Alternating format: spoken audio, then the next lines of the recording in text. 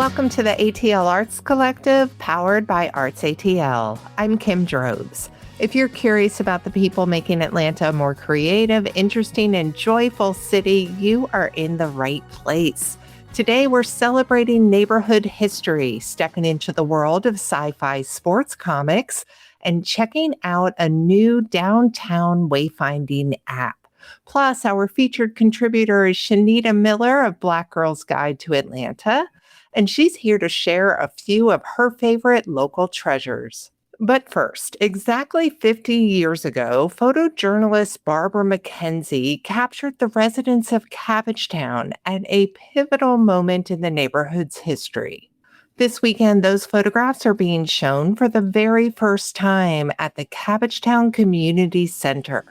The exhibition is called Cabbagetown 76, and ArtsATL reporter Doug Leauge has the story.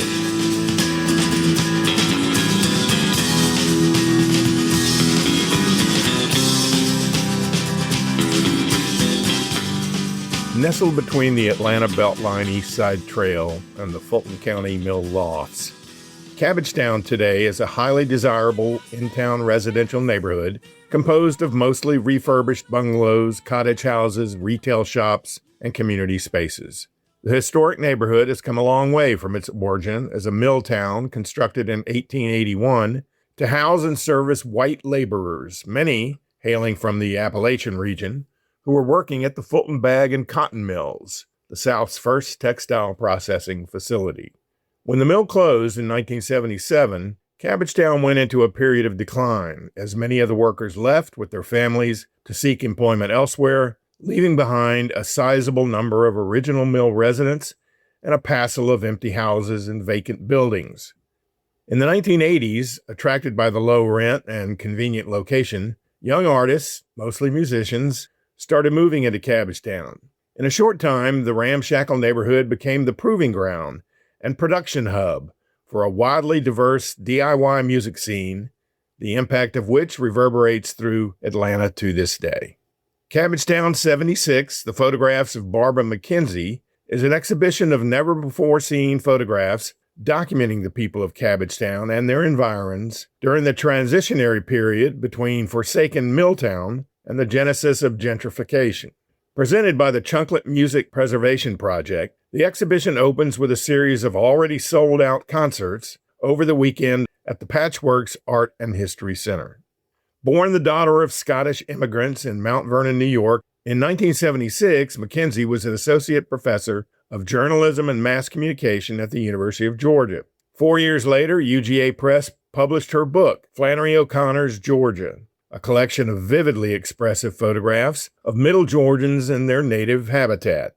The book was reprinted in 2013. Similarly, Cabbagetown 76 portrays the population of a particularly southern place at a particular time in history, envisioned through a camera lens by a gifted, sensitive, and conscientious artist. The subject matter: a boy and his dog posing under looming mill towers, families hanging out on the front porch, dilapidated storefronts, quirkily decorated living rooms, charismatic church services, and eccentric town characters sounds like standard photojournalist fare. However, something about McKenzie's photos struck a different chord when Henry Owings, record producer, music promoter, graphic designer, magazine publisher, and co-founder with Stephanie Quinn Jackson, his wife, of the Chunklet Music Preservation Project, first viewed the work. I was just hit along the side of the head with this material. Like, I was familiar with Orrin Catledge's book. I was familiar with Panorama Ray, but this material had never so much as been muttered about. The Chunklet Music Preservation Project is a nonprofit dedicated to collecting and preserving music and related ephemera for future scholarship and public enjoyment. In the past couple of years, under a separate for-profit entity, Chunklet Industries, Owings published a series of books filled with full-color scans of flyers, handbills, posters, ticket stubs, and other printed matter spawned by the Atlanta and Athens music scenes between 1962 and 2003. Culled from hundreds of individual collections, the material covers the gamut from the Beatles, James Brown, Indigo Girls, and Wee Wee Pole with RuPaul, to Hank Ballard, R.E.M., Sun Ra, Chickasaw Mud Puppies, and Elton John. In 2023, a large group of entries from +1 and +2 Atlanta and +1 and +2 Athens were reproduced for a huge wall display at Hartsfield-Jackson Atlanta International Airport. In 2025, the Chunklet Music Preservation Project acquired McKenzie's archives. 6 weeks after signing the paperwork, supervised by her lawyer, McKenzie, who had been suffering from dementia and other ailments, died from sepsis. The first batch of photos reviewed by Owings was exclusively music-oriented. Although she was a couple of decades older than the people she was photographing, and a teacher to some, McKenzie was a dedicated observer of the alternative music being performed in Athens and Atlanta at clubs like 688, the 40 Watt, Celebrity Club, Tyrone's, and TV Dinner. Chunklet has issued 2 packets of postcard-size images from McKenzie's forays into the music world. One series showcases local heroes such as REM, Pylon, RuPaul, Limbo District, OOK, The Basics, Tone Tones, and The Now Explosion. The second set puts the spotlight on the early years of Opal Fox, the nom d'artiste of Robert Dickerson, best known as the wonderfully offbeat cross-dressing chanteuse in the Opal Fox Quartet and vocalist for Smoke. Dickerson died in 1999. While Owings was naturally drawn to the music material, when he opened the boxes and leafed through the binders of McKenzie's Cabbagetown photos, he was awestruck. When he first moved to Atlanta in 1997, after a 6-year stint in Athens, Owens lived at 215 Carroll Street in Cabbagetown. Familiarity with the neighborhood heightened the encounter with McKenzie's chronicling. The fact that she took so many intimate meaning like in their houses, like with their children, it says so much about her abilities. But I don't think she was pressing people. I think that her energy just invited herself into it. Owings was determined to bring McKenzie's Cabbagetown work to the public's attention. He posted a few photos on Facebook with a note urging gallery owners, curators, and the like to get in touch. Enter Jacob Elsis, Executive Director, and Nina Elsis, Curator of the Patchworks Art and History Center. Elsis is the great-great-grandson of the founder of Fulton Bag and Cotton Mills, while his wife, Nina, has a background in art history research. A brief viewing session at Owens' home was enough to convince the Elsis to start laying plans for an exhibition of McKenzie's photographs at the Cabbagetown Community Center. To look at these pictures and know that the majority of them, if not all of them, were just one take is absolutely amazing. So yeah, I mean, I was blown away. I had chills. I was like, this definitely needs to be seen and experienced, because I don't think I've ever experienced such a connection that I've had looking at these photos. Jake Elsis drew a distinction between McKenzie's images and the work of other photographers who chose Cabbagetown as their subject. She wasn't trying to manipulate anything, or she didn't seem to have any ulterior motive. Most outsiders in the 1970s looked at Cabbagetown as this blighted community filled with impoverished people who must be just sad about their lives. That's kind of the inaccurate, erroneous concept from the outside. The Patchworks exhibition consists of 3 components. The main exhibition includes 25 photographs culled from more than 700 images in the Chunklet McKenzie archives. In a separate room adjacent to the exhibition gallery, visitors will experience a 360-degree projection of slides taken by McKenzie, accompanied by an audio recording she made of the very first Cabbagetown reunion. The third component of Cabbagetown 76 is a series of concerts on opening weekend, one each on Friday and Saturday evening, plus a Sunday matinee. The lineup features musicians who lived, practiced, and hung out in Cabbagetown during the 1980s and early 90s, artists whose kaleidoscopically varied musical output is sometimes called the Cabbagetown sound. The list of performers includes Kelly Hogan, Bill Taft, Chris Lopez from Rocketeens, Andy Hopkins from Flap, James Kelly, who leads Slim Chance and the Convicts, Amy Pike, who sang with Grease Trap and currently sings with Bonaventure Quartet, Brett Bush from Pardner and the Holidays, members of Waiting for UFOs, and John Langford, founder of the Mekons. I knew all the musicians there, but I also, I live right next to Leon's little store, and I knew all my little local guys and just folks, old guard folks in the neighborhood too. That was Kelly Hogan, an Atlanta native who first gained local fame as lead vocalist for the Jody Grind before carving out a career that includes critically acclaimed solo albums, stints with the Decemberists and the Flat Five, and singing backup with Nico Case and Mavis Staples. I mean, I've been talking to my mom too. We used to always take the shortcut through Cabbagetown from like Little Five Points to get over to I-20 when we'd be around there. I remember that just growing up and just being fascinated with the building and the smokestacks and all the row houses and stuff. So yeah, it's just in my blood, I guess.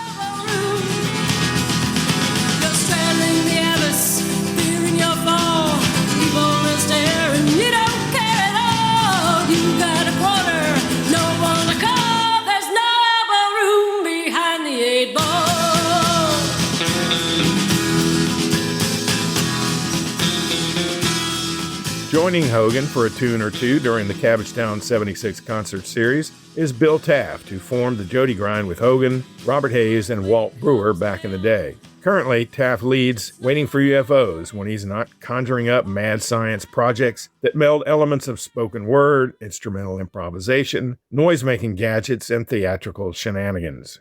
So the first band I was in, the Chowder Shouters, that started in Cabbagetown. And we had a great time playing. And ever since that band, other bands grew out of that Cabbagetown community, and the sound and beats kept growing and evolving and changing. And it goes on today, I think. The beats go on, not only through music, but also through the extraordinary images produced by Barbara McKenzie and her camera. Cabbagetown 76, the photographs of Barbara McKenzie, opens on Friday, July 24th at the Cabbagetown Community Center and runs through August 30th. For the ATL Arts Collective, I'm Doug Leauge.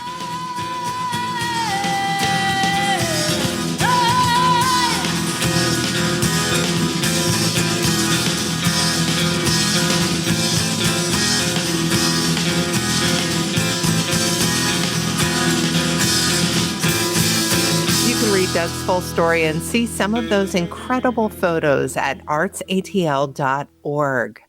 Now, let's welcome our featured contributor, Shanita Miller, the founder of Black Girls Guide to Atlanta. This is Shanita's second time with us, and if you missed her origin story back in May, do yourself a favor and cue that episode up next. Shanita, it is so good to have you back. Hi, Kim. Glad to be back. So since you are constantly out there mapping the city's soul for your platform, I feel like you're the perfect candidate for a little beats, bites, and sights. I'm going to throw 3 categories at you, and you're going to give us local gems currently on your mind. Are you ready? I'm ready. Okay, Shanita, let's start with beats. Where's your go-to spot for live music, theater, or performance? Yes. I love Westside Motor Lounge. They have great DJ sets, great themes, and it's really a fun place to go to just let your hair down, listen to good music, and vibe with good people. Oh, I love that. And they've only been around for a few years, right? Yeah, I want to say post-pandemic. So yeah. Okay, that's awesome. Well, next up is bites. Give us a food or bev favorite. You know what? I'm going to go with the beverage, and I have to go with my go-to spot. I love them. El Ponce. Yes, El Ponce is one of my favorite places for cocktails. And they actually have one of my favorite cocktails, which is called Como la Flor. And it's pretty. It has a little, flower in it. But that is my go-to cocktail. Can you tell me what's in it? Yes, it's very smooth. It has gin, a little Saint Germain, a hibiscus flower, lime, and it's a little creamy, a little sweet, a little tart. Definitely floral. It is my favorite drink off their cocktail menu. Oh my gosh, that sounds amazing. I haven't been there for cocktails. It sounds like I'm doing myself a disservice. Yes, you have to go. I think they do a great job when it comes to craft cocktails. Love it. Love it. All right. Well, finally, in hour 3, there is sights. Where do you go to feed your soul and see visual art? You know what? I always enjoy my time at ZuCot Gallery. Mind you, I usually wind up there because of an event. It's the perfect place to host an event, so I get why people use it. But every time I go there, there's a new exhibit, there are new things to see, and you just can't help but be inspired. And so ZuCot Gallery in Castleberry Hill is a consistent go-to. Oh, that's a great choice. I love the Castleberry Hill area. Do they still do the art walks on one Friday of the month?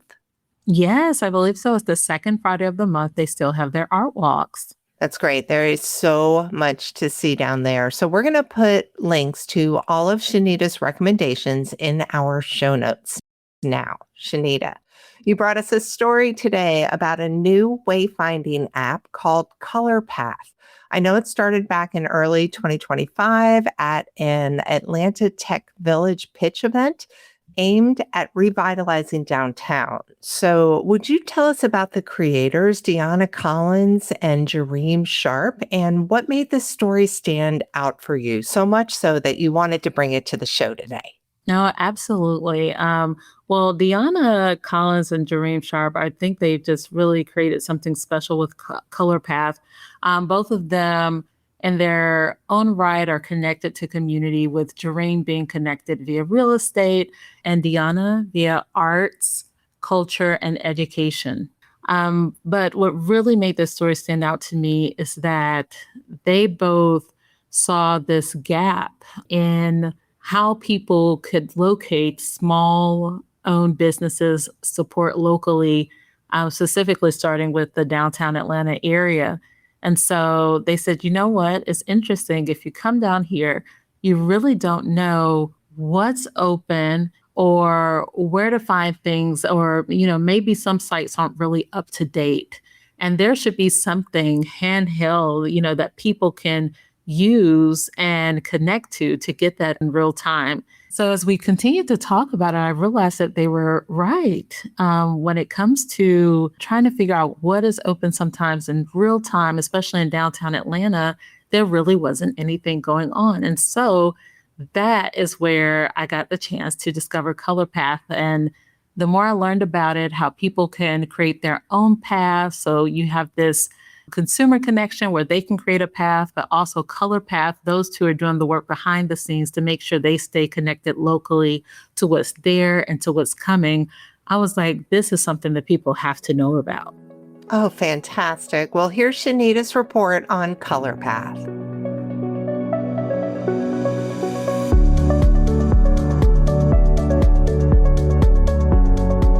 Downtown Atlanta serves as one of the most historic neighborhoods in Metro Atlanta. It also is one of the most undervisited. However, with the ongoing revitalization of this area, that's what people are trying to change. Although a lot of progress has been made, the question remains, how do we connect people to what's open in the area? That is where Deanna Collins and Jareem Sharp enter the picture with ColorPath, a new wayfinding app that was created with downtown Atlanta and small businesses in mind. Well, the mission of ColorPath is to make sure that everyone is able to discover where they are. So our core position is that we are not just a tech company. We are a wayfinding infrastructure company. We build infrastructures 3 ways: digital, physical, and intelligence.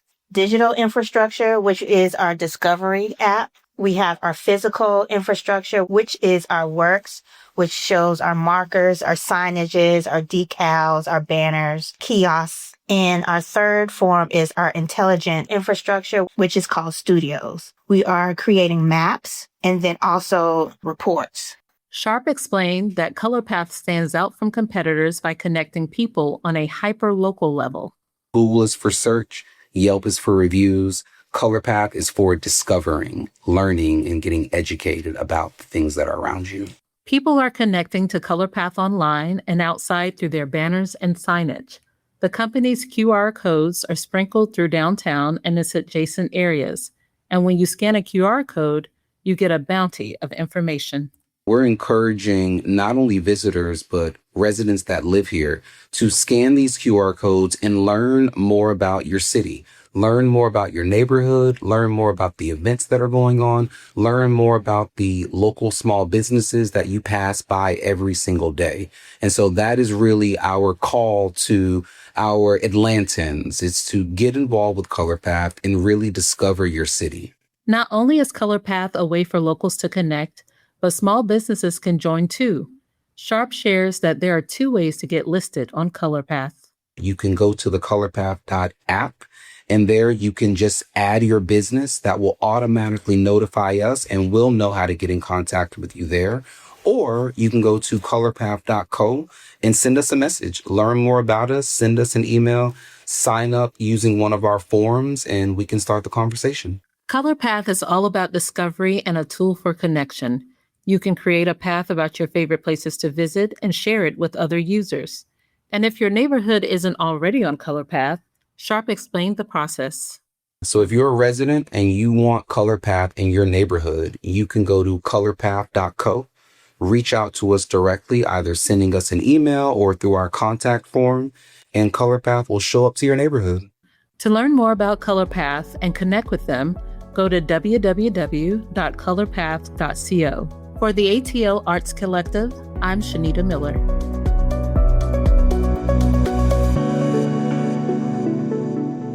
That was today's featured contributor, Shanita Miller of Black Girl's Guide to Atlanta. We'll put links to both the ColorPath app and Shanita's platform in our show notes. We're going to take a quick break for our sponsors, but when we come back, we'll hear about Atlanta's representation at this year's Comic-Con. And Shane Harrison joins us with his best bets for the weekend. Stay with us. We'll be right back. Support comes from Mainline Magazine, announcing its weekend-long independent music festival from September 11th to 13th. The independently curated 3-day event features 22 live acts performing in multiple venues spanning Little Five Points, Summer Hill, and Decatur. Headliners include CDSM, Scatterbrain, Janie Danger, Mulus, Jonna Camille, Major, and more. Early tickets and more information are at mainlineatl.com/tickets. Welcome back to the ATL Arts Collective. I'm Kim Droves. You just heard about the Mainline Music Festival coming this September, and I wanted to share some more exciting news from that camp. Just last week, Mainline launched their own record label. Their first release, Mainline Mix 1, is available now on Bandcamp. If you want to support some great local sounds, go to mainlinerecords.bandcamp.com to sample the mix and learn more.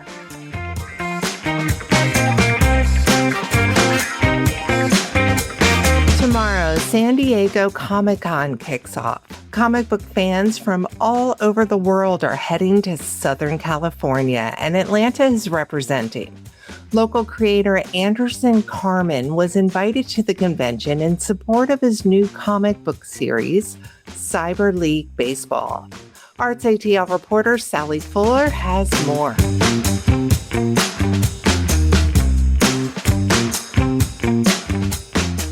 For years, Cyber League Baseball was just a passion project for Anderson Carman, but now it has been picked up by a major indie comics publisher. A couple years ago, I got approached by 24/7 Comics that they wanted to add it to their roster of books. So last year, I signed with them, and then they are doing their distribution through Penguin Random House. And Penguin Random House loved the book, so now they're doing a big old launch at San Diego Comic-Con this year. So that's very exciting. The first book in this series will hit stores in November, but San Diego Comic-Con attendees will get a chance to buy an exclusive preview of the first chapter, or the top of the first. So Cyber League Baseball, it's the future of baseball where players now have robotic augmentations and they're super cool cyborgs and they can throw faster and hit harder and all this stuff. But this one kid, Asher, wants to play all natural and gears up for the ultimate game of David and Goliath, where he wants to win everything by playing natural, and he assembles a team of all natural players, and then they go for the biggest title. Originally created before the tidal wave of AI discourse hit the zeitgeist, CyberLeague's natural versus augmented theme has turned out to be strikingly prescient. I didn't actually mean for it to be like an anti-AI book, because AI wasn't even in the conversation when I started writing this.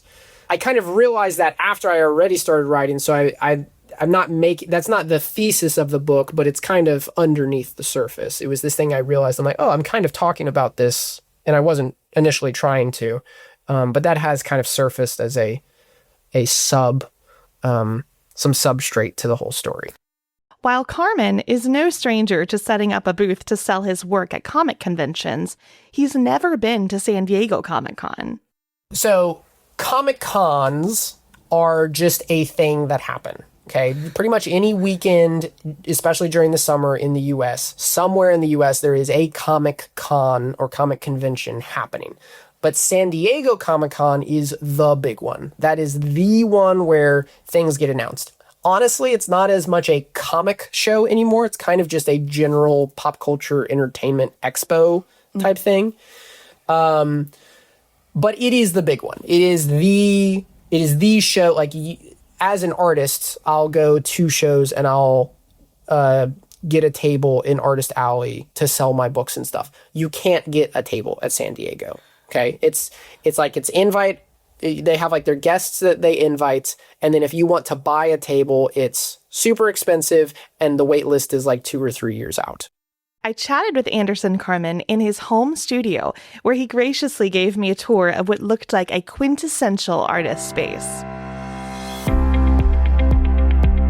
I did initially think about like tidying up a little bit for you, but it felt a little insincere because this is actually how it usually is. Like, so these are all like watercolors, and like I have this bin where I usually sort stuff and these cups, but at the end of the day, this is usually how it ends up, as like everything's just kind of thrown on. Like, I should wash these brushes, but I haven't, and I'll wash them out later and they still work. So it's just kind of whatever. Okay.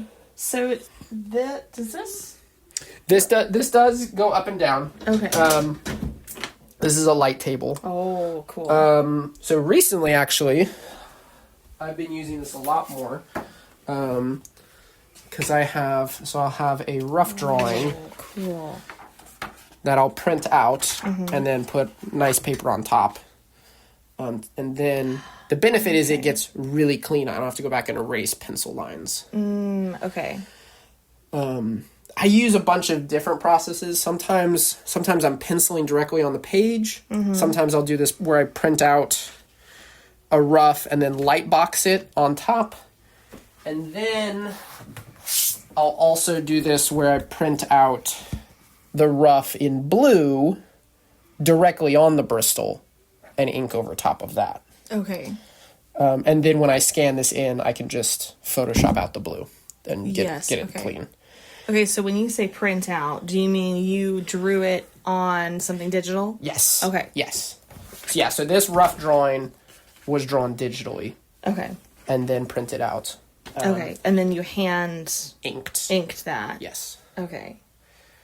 The nice thing about like the comics process is we use a lot of very literal language, but sometimes it feels a bit stilted of like I penciled something, I inked something. Yeah. It's just what point of the process I've done. Yeah. But like Grammarly gets me all the time. They're like, you penciled something? You put something in pencil. What are you trying to say here? I'm like, This is the reference cabinet. Really, my shelf is this one.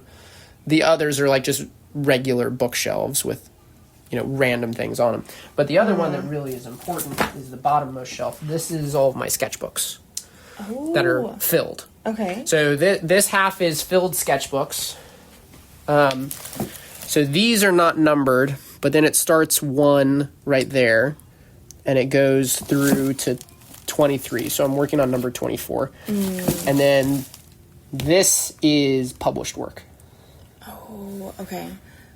So tell me, what role do sketchbooks have in your life? Unfortunately, right now, not as big a role as they used to. But it used to be just like daily drawing and practicing and stuff. Now I'm so busy with paid work that I get to practice on paid work. But I need to be, I want to get back into better habits of like doing head studies and figure studies in my sketchbook. I still do. And then up on the walls, this wall, from here all the way over to here, these are all artworks by friends or colleagues. Okay. Things I purchased, notes from friends or people I look up to. So. Okay, interesting. Yeah. Oh, and the Lord of the Rings, Treebeard. Mm-hmm. Usually for Dragon Con every year, I do a big piece. In the last few years, it's sold at the show. This last year, this Treebeard one, it didn't sell at the show, so I got to keep it and take it home. Oh, cool. I'm trying to decide when I'm going to do this for this show. I haven't decided yet. For Dragon Con? Yeah. Okay. I've been thinking of doing something with eagles because I like drawing feathers too. Ooh. America's 250th. That's true, yes. Might double down on that. Yeah. Well, hello, buddy. You say night-night? Night-night. This is what happens every day at nap time. Night-night, buddy. Oh my goodness. I'll usually be sitting here working, and then this little hand will come on my arm. Daddy, night-night. I'm like, night-night, buddy. That's so sweet. After looking around his studio, it was clear that Cyber League baseball is just the tip of the iceberg. So I was curious if he could narrow down what project he's most looking forward to next. He was pretty quick to name something totally unrelated to work. Well, my wife is pregnant with number 4, so that's very exciting. That will be early fall. So mostly I'm just trying to get a lot of stuff done before the baby comes. I'm looking forward to that. I'm very excited about all the projects I'm working on right now. I feel like a couple years ago, I was doing a lot of projects just to get by. And now I feel like pretty much everything on my plate I'm very excited about, which is really, really great. There's this thing that happens to new artists, particularly in the comics and illustration field, where at first you just got to take a bunch of crummy jobs just to get by. And it does really stink. And as you build your career, you can say no to things. But a lot of industry professionals will tell you, just say no to bad projects. And it's just way easier said than done early in your career. And so I'm really, really happy to be working on things that I really like right now. Atlanta fans can see Anderson Carman later this year at Dragon Con, where he will be selling his Cyber League baseball preview and more at his baseball-themed table. For the ATL Arts Collective, I'm Sally Fuller. You can read Sally's full piece on Anderson Carman at artsatl.org. And finally today, if you're looking for something to do this weekend, we've got you covered. Here's ArtsATL's executive editor, Shane Harrison, with his best bets this week, featuring the Buford Highway Arts Festival, the Atlanta Ice Cream and Wellness Festival, I love that combo, and the Double Trouble Double Vision Tour. It's hot out there, and the allure of staying home in air-conditioned comfort is strong. That's why July isn't exactly jam-packed with things to do. But as Atlanta adjusts to this post-World Cup environment, there are a few choice happenings in the coming week. Let's start with a pair of festivals, both taking place on Saturday, July 25th. Aside from the aforementioned air conditioning, there's no better way to beat the heat than with ice cream, and the 16th Atlanta Ice Cream and Wellness Festival in Piedmont Park has you covered for that. Experience sweet treats, family fun, live music, and the Wellness Zone at Piedmont Park on Saturday, July 25th. Next up, the Buford Highway Arts Festival happens Saturday night at Atlanta Chinatown, featuring 3 short films, Nuestra Realidad, Compromiso, and Walkman, all with local ties that explore the immigrant experience. The festival will also have live music, spoken word poetry, and an exhibition of visual art from students at Cross Keys High School and Sequoia Middle School. The Asian Student Alliance will offer a special presentation on the story of Buford Highway. It's a great way to learn more about the area's vibrant and diverse communities. You'll also have the chance to meet and support local nonprofits serving the Buford Highway corridor. And don't forget to explore the Atlanta Chinatown shops and grab a bite to eat. The night is a celebration of community, of story, and of the people who make Buford Highway what it is. And more than anything, they hope it will be a vital reminder that we belong to each other. Last week, we told you about the local connection to the touring production of Monty Python's Spamalot, which continues this week at the Fox Theater through July 26. The Tony-winning musical is based on Monty Python and the Holy Grail and was created by the British comedy troupe's own Eric Idle. Be sure to check out last week's episode, which included a story on Georgia actor Delaney Benson, who's part of the cast of Spamalot. Johnson Low Gallery presents The Fade, a solo exhibition of new works by self-taught Atlanta artist Catherine Kompowski. The show opens with a reception from 6 to 9 p.m. on July 24th and will run through September 12th. You won't find many original members in either Lynyrd Skynyrd or Foreigner these days. Still, the music lives on, and you can hear it on the Double Trouble Double Vision Tour at Ameris Bank Amphitheater on Thursday, July 23rd. All of the musicians who recorded Lynyrd Skynyrd's 1973 debut album have passed on, but the current lineup includes longtime vocalist Johnny Van Zandt, brother of original vocalist Ronnie Van Zandt, and guitarist Ricky Medlock, who was part of the band in the days before their first album. Similarly, Foreigner has only one official original member in the band, but guitarist Mick Jones no longer tours as he's battling Parkinson's disease. Noah Kahan, who headlined the opening night of the Shaky Knees Music Festival in 2024, returns to Atlanta to play at Truist Park on Monday, July 27th. He's touring in support of his fourth album, The Great Divide, which hit #1 on the Billboard 200 album chart this year and had the biggest vinyl sales week for a rock album in the modern era, meaning since 1991 when electronic sales tracking began. For the ATL Arts Collective and ArtsATL, I'm Shane Harrison. Shane curates an even longer list of events each week, and you can find all of his recommendations on artsatl.org.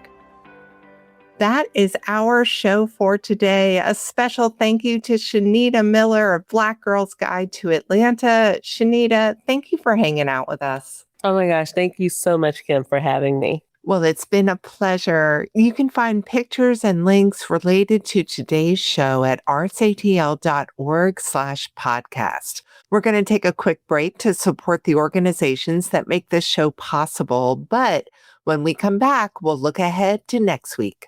Support comes from Bookish Atlanta, proudly carrying books that elevate marginalized voices and brave thinkers. Queer-owned, women-led, and community-focused, Bookish is a radically accepting and affirming space. Located at the corner of Glenwood and Moreland in East Atlanta, open 12 to 6 Tuesday through Friday and 10 to 5 Saturday and Sunday. Learn more and follow on Instagram at Bookish Atlanta. Welcome back to the ATL Arts Collective. Before we wrap things up today, a quick reminder. If you enjoy our stories, please take a second to subscribe, rate, and review us on Apple Podcasts or Spotify. It is the single best way to help other Atlanta art lovers find the show. You can also support our production costs directly by visiting atlartscollective.com and clicking on the support link. Next week, award-winning reporter Jewel Wicker joins us to talk about the rise of artists using pen names. What do we gain in privacy, and what do we lose in connection when we don't put our real names on our work? Follow us on social at ArtsAtlanta as well as at ATL Arts Collective. Our theme music is Hit the Deck by K. Michelle Dubois. The ATL Arts Collective is part of the Wordplay Collective podcast family. Go check out our sister show, In Pieces with Our Land. I'm Kim Drobe. Support some local art this weekend, and we will see you next week.